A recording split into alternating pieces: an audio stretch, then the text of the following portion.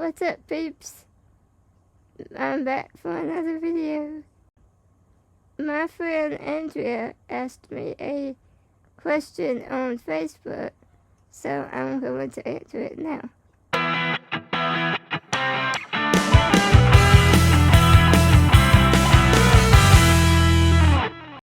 Before I answer the question, she actually asked me 3, but since I get to rambling sometimes, I'm going to answer just this one, and then I'll answer the other 2 in another video because they go together. Here's the question she asked. First of all, I'd like to know what you want people to know. Are there things you wish were common knowledge? I had to think about this for a bit because I had answered it one or 2 ways. I could either tell you more technical details about SMA, or I could tell you facts that people think are true, but actually are not. And I chose the second option, because that's what I personally want people to know, and that's what she asked. And I feel like most SMA people want people to know this as well. Before I start though, I just want to say I'm not trying to be rude or anything. I'm just being honest and trying to shoot down some of the stereotypical answers that get spread around so much. Okay, first thing that I want people to know is we aren't kids. I know some with SMA aren't kids, but they do turn into adults. And when they are adults, that's how they want to be treated. A lot of people think that a wheelchair person is always a child. And that's not true with an SMA or any other disability there is. We're just a regular adult, just like everybody else. Second thing, if you want to ask a question about us, ask us. We can talk. And another thing, you don't have to get right in our face. We can hear you, we can talk, we can do everything just fine.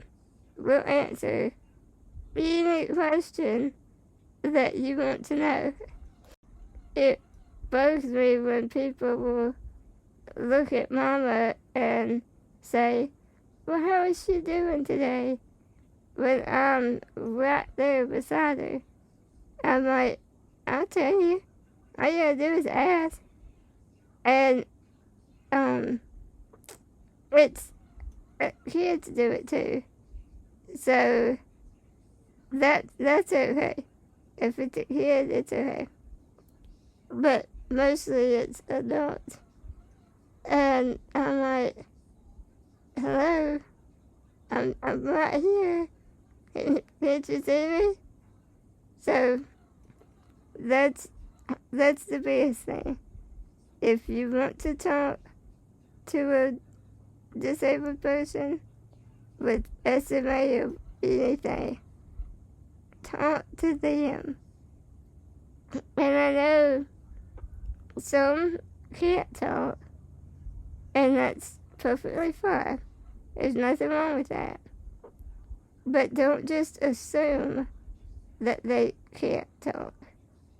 If you ask them a question, and then the parent or whoever answers for them, then you know, oh, I need to speak to them because they can't. That's when it's okay.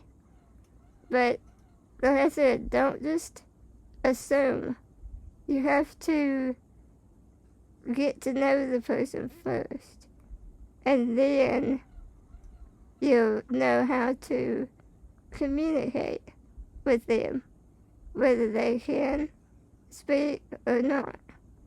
They need to tell you. You don't need to make that decision for them. That's really the two main things that people misinterpret. They think we can't speak, and they think that they have to treat us like a child. And that's the farthest from the truth, with SMA especially. Now, just remember, I'm not talking about other disabilities. Sometimes I might throw in with any disability, like I did just a minute ago. But I'm strictly talking about SMA now. The SMA has no effect whatsoever on the brain. It's perfectly fine.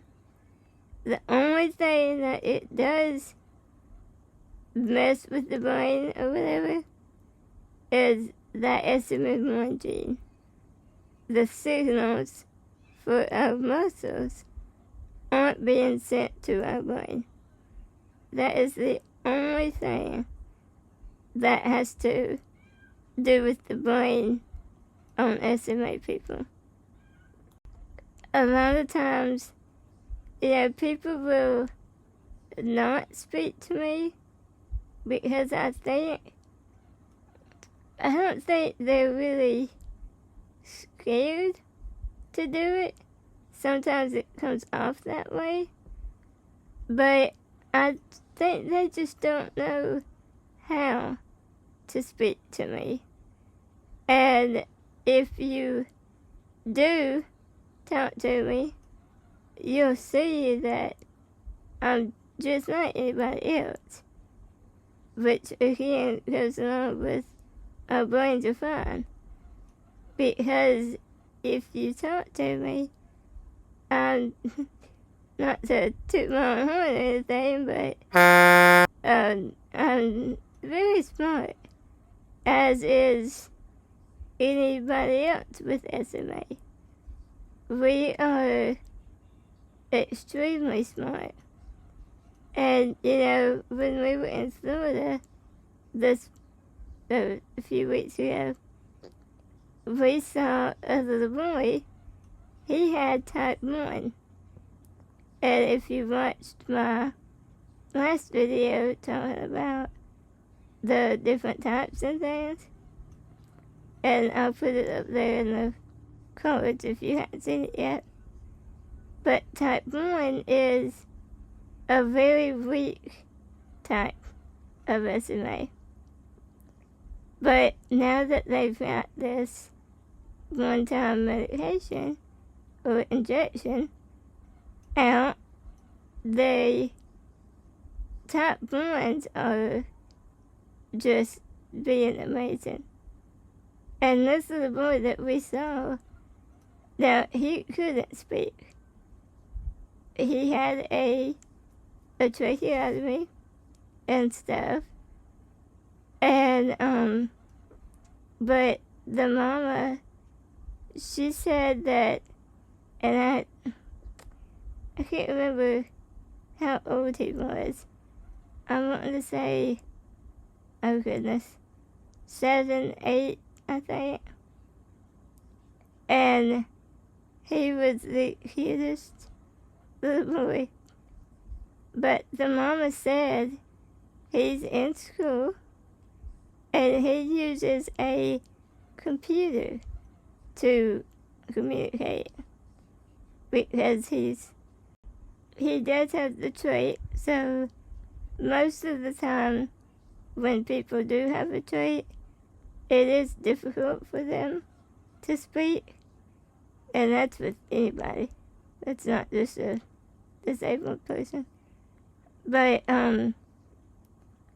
she was saying how smart he is.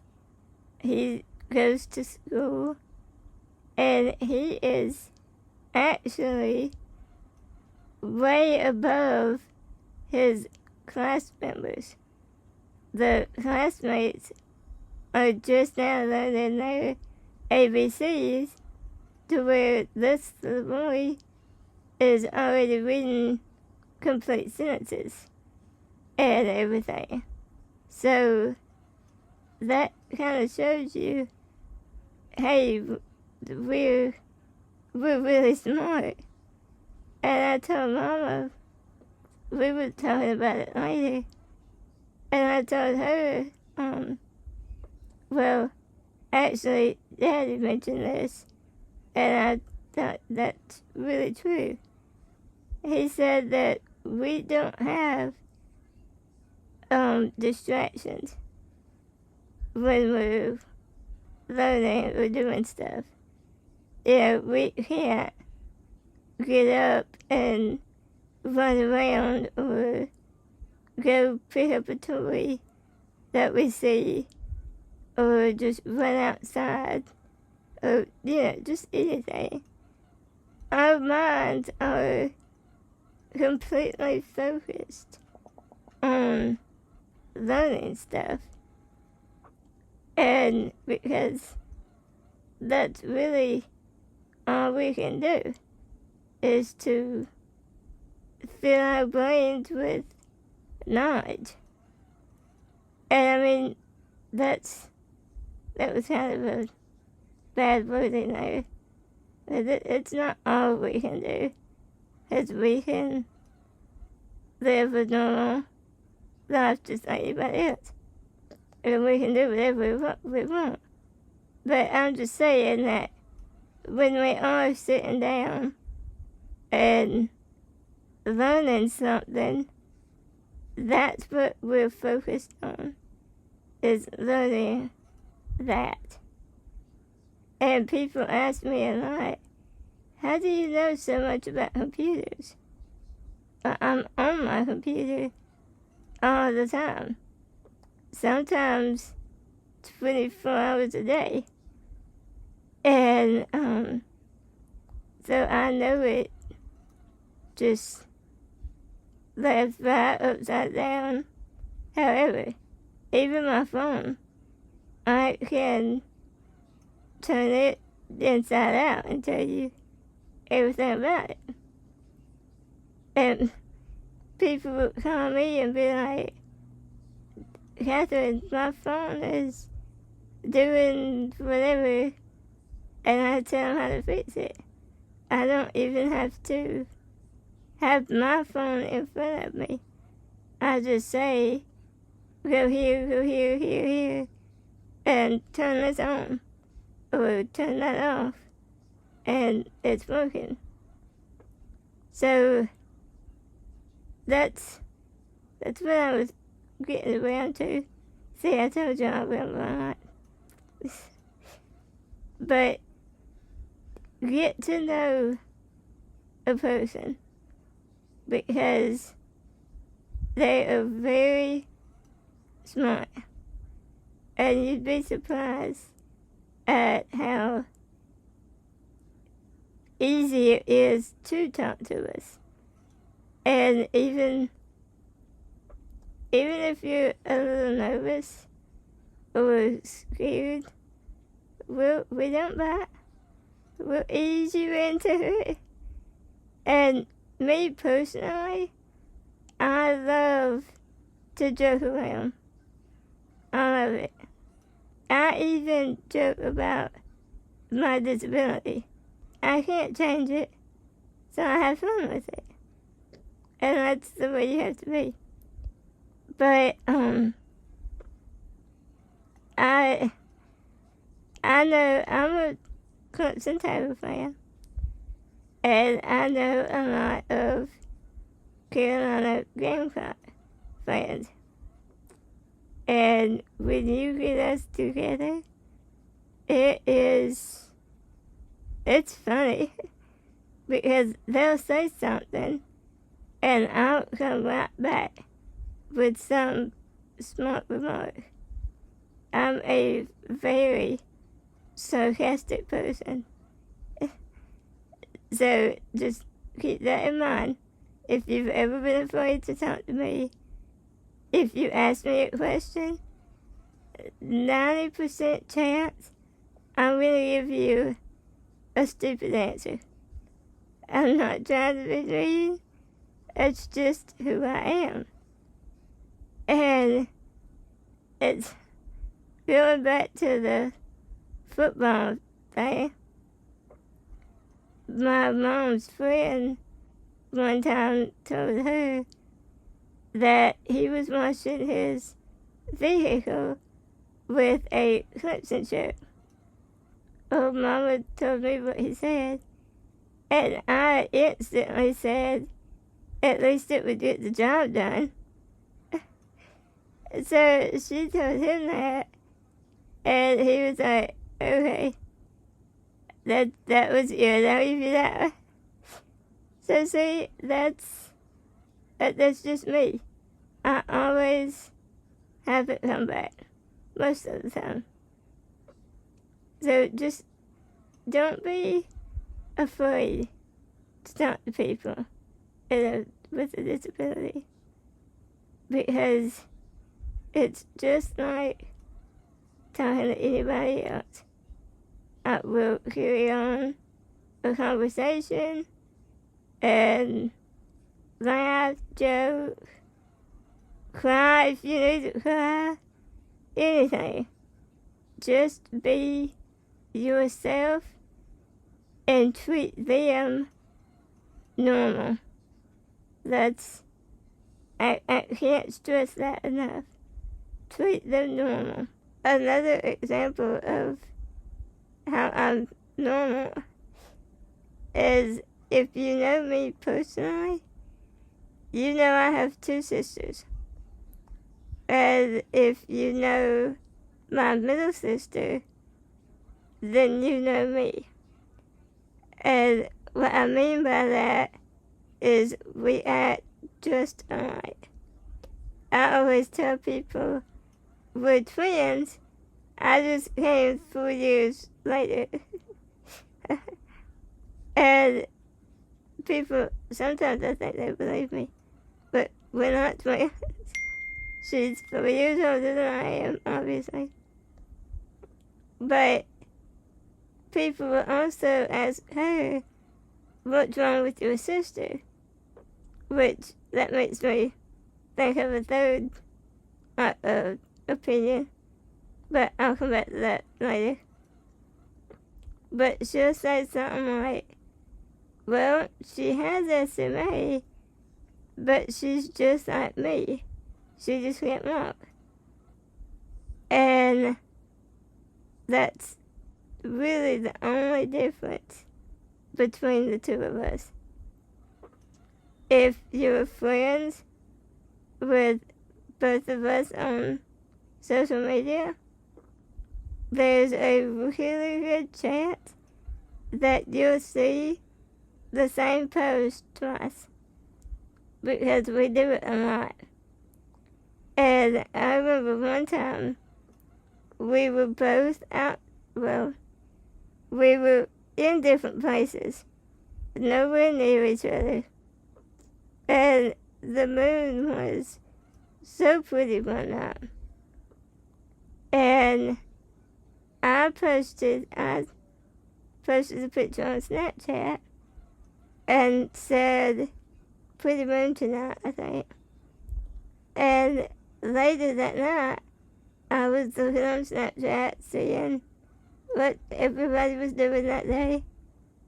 And I noticed Kaylin had posted just about the same time, it looked like, and said almost the same thing I did. And like I said, we were nowhere near each other. But yet we did the same thing. But I'll post a picture of the side by side right here. But see, I mean, we didn't say the same exact thing in these, but a lot of times we'll comment on something, and I can't think of an example right now, but she'll say it, and then like a few comments down, I'll say the exact same thing, or vice versa. And there's a lot of times we say the same thing at the same time when we're together. So that's just another example of how normal I am. Not really talking about anybody else, just me. I'm her, just with SMA. So just remember that. If you want to know me, if you know her, you know me too. Hopefully that makes sense. Okay, third thing that I thought of when I was telling that story was when you want to know what somebody has or what their disorder is, don't really word it what's wrong with you or what's wrong with your sister or daughter or whatever. Don't really say what's wrong, because, and I'm not saying everybody says it, sometimes they ask, what do you have? And that's a better way to say it. Or what condition do you have? Or like I said, most of the time people ask mama, they'll say, what does your daughter have? All those are okay. But ask the person, not who's with it.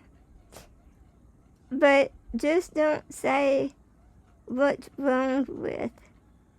Because now, most of the time, I haven't had that question asked in a while. Most of the time, it's a child that will come up to me and be like, what's wrong with you? Perfectly fine. If it's a kid, I don't mind. Because I would rather them... Okay, side note.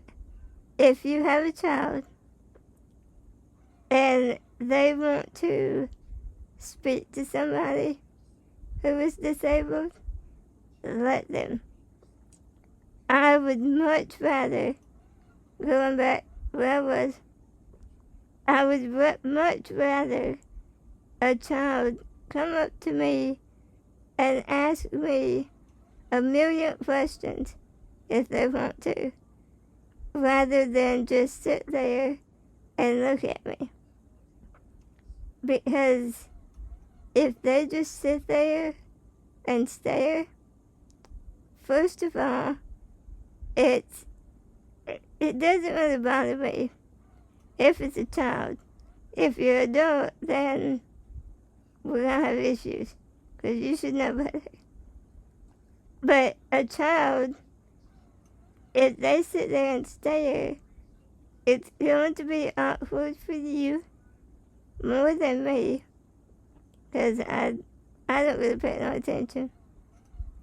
But how else are they going to learn if they don't ask? So, like, my nieces and nephews, they never see me any other way but in a wheelchair. Since they were a baby, that's all they've known.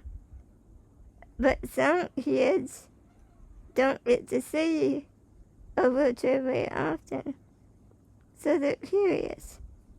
So let them ask questions. If a kid comes up to me, what's wrong with you?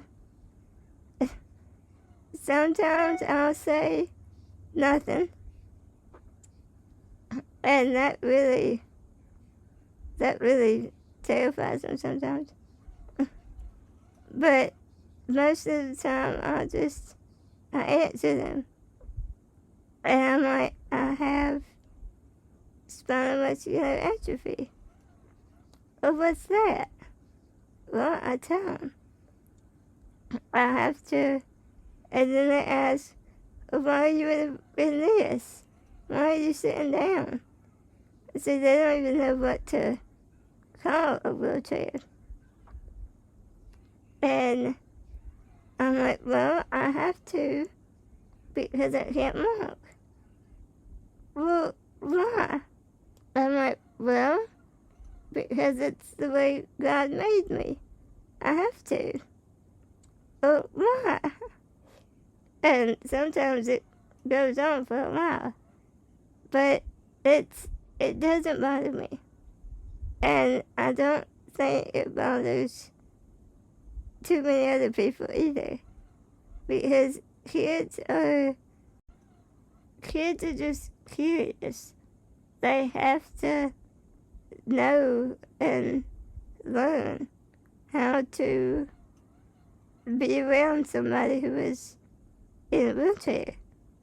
You know, sometimes they don't, but anytime, they don't teach that in school, how to interact with people. When I was in school, I would have people stop me in the hall, and even teachers, and they would ask me questions because the other students were curious. And even back then, I would answer just anything. So, always ask questions. It's better than just sitting there and staring or wondering. Ask so you know and can learn about other people. That's the only way you get to know somebody. Okay, going back to what I was talking about. Like, just don't say what's wrong. Because nothing is really wrong with us. I mean, yes, we have a disability. But in our minds, we're fine. The only time that I say something is wrong with me is if I'm sick or joking around with somebody. I'll be like, oh, that's what's wrong with me, or something like that. Just be careful how you word things around a disabled person. But most of the time, me personally, I don't take anything to heart, I guess. I don't really take things the wrong way because there's so little education out there for any disability, but really mainly SMA. That's what we're talking about. And there's no education on telling people how to speak to somebody with SMA. And that's really why I wanted to do this YouTube channel, is to educate and interact with people and show them that don't be afraid, and just talk to us how you would talk to anybody. That's really the most important thing that I want to spread about SMA. I want to educate people on, educate able-bodied people on how to interact with a disabled person.